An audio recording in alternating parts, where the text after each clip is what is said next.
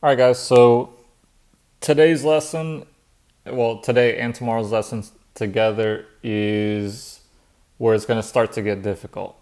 So the reason being is because now we're still solving equations, but now we're solving log equations. So now it's going to start to combine everything that we've done all into one problem, and these problems are going to start to look alike. So it's really important that you make sure that you understand what's going on rather than just trying to memorize it. Um, because it's all going to start to get jumbled together. Now, it's not necessarily difficult, but it's just when you see how much is going on, that's where it starts to get jumbled up. So, um, yesterday we did finished solving exponential equations. Now we're going to jump into solving log equations. Before we jump in, let's go over a couple properties that we need to review. The first one is the exponential property. So basically, if you have b to the m, so basically if you have two exponents and if those two exponents have the same base, they cancel out, and then whatever the exponent is, you set them equal to each other. So that's a property we were using before. The same thing applies for logarithms. If you have logarithms on both sides and they both have the same base right there, then you can just cancel them out, and whatever is not canceled out, that's what's left. Also review some of the log properties, because again, everything's going to come in together as one. So whenever you're adding two logarithms, how do you condense that? How do you combine that into one logarithm? You combine them using multiplication. So these two would be log b, and then you would have m times n, right? So and then you would actually multiply them together. Subtraction is the opposite. Whenever you're subtracting two logarithms, you can condense it down into one using division. So that would be log b, and then m divided by n. And then what's the property whenever you have something in front of the logarithm?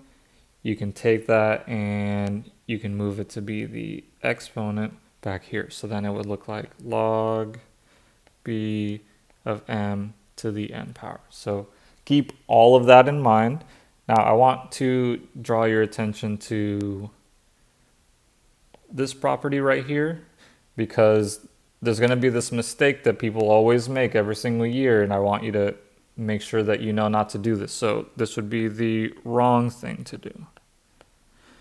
So what I always end up seeing is when there's multiple logs in a problem, people make a mistake. So let's say, for example, I have log b of m plus log b of n equals log b of p. So people are so used to this property where if the logs are the same, they can cancel stuff out, that they do the same thing on this one, which is not the case. You can't do that on this one. So what I end up seeing is people will say, oh, well, all these logarithms all have the same base, so I'm just going to cancel them out. And then I would just be left with m plus n equals p, and then I solve it like that. But that would be super, super wrong. Don't do that. You have to condense into a single logarithm, and then you can cancel. All right, so let's start with a simple log equation. So you have log 4, 3x minus 2 on the left side of the equal sign, and you have log 4, 2x plus 9 on the right side. Again, always check to see if you can check to see if you can condense the logarithms first. So you need to check, are there multiple logarithms to combine on the left side? No. How about the right side? Are there multiple logarithms? No. And then also make sure, are there any numbers in front of the logarithms that need to be moved back? In this case, there are no numbers in front. So then now that you check to make sure there's nothing to condense, Now you can cancel out the logs. So log 4 are the same, so that they cancel out. You get 3x minus 2 equals 2x plus 9. And then solve it like your usual equation. Get the x's on one side. So a bunch of ways you could do this one, but I like to start with the x's on the left. So subtract 2x, you get x, 1x minus 2 is equal to 9. And then add 2 to both sides, and you get x is 11. So that's the easiest example of these. Are they all going to be like that? You know, they're not going to be. Maybe there'll be one if you're lucky, but they're usually not going to be like that. So now I'm going to show you the ones that have the added steps here. So example 2, solving the log equations, but now we're going to be using the property. Now this part is important. There's a rule for these, and I want you to write this down. The rule is you must condense the logarithms first before you can cancel anything out. Again, you must condense the logarithms before you can cancel anything. So let's look at these logarithms. On the left side, is there logarithms to condense here? Yes, there are 2 logarithms. Now you can only condense if they have the same base, so we need to look at these. Well, there's no base written here, so what are you supposed to assume? Exactly, you assume that it's a 10. So you would assume that all of these are base 10, and then you're allowed to combine them. Do you need to write it? No. Everybody knows if you have a logarithm no base, you don't need to write it. But everybody assumes it's a 10. So combine these 2 logarithms on the left side.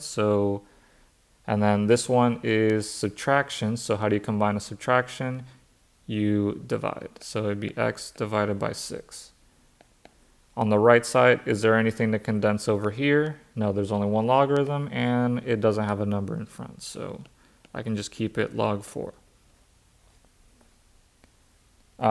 So then, now that it's condensed into a single logarithm and the bases are the same, now you can cancel out the logs, and now you can solve it like any equation. So x over 6 is equal to 4. And how do we get the division out of the way, the divided by 6? You do the opposite, you multiply by 6.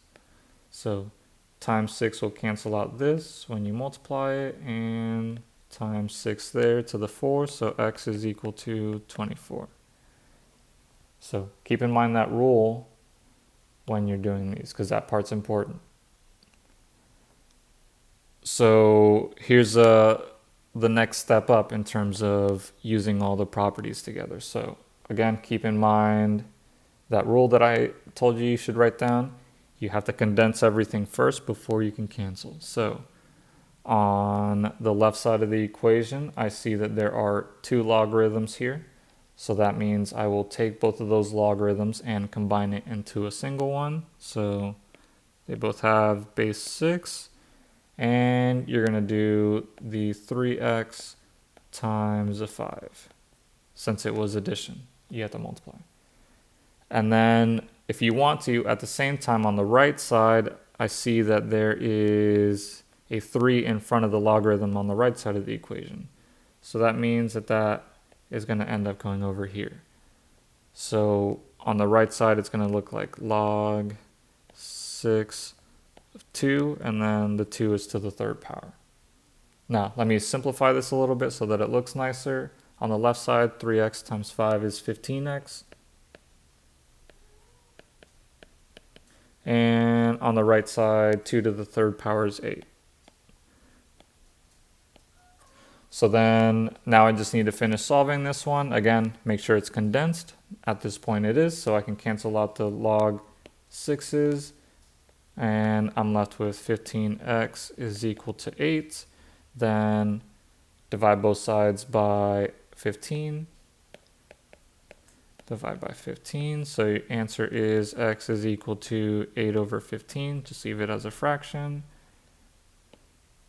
because fractions are better and you guys know it. All right, so that's probably the most difficult out of these. I mean, really the only thing that I could make more difficult would be if I added a number in front of these logarithms first. All right, so here's your homework.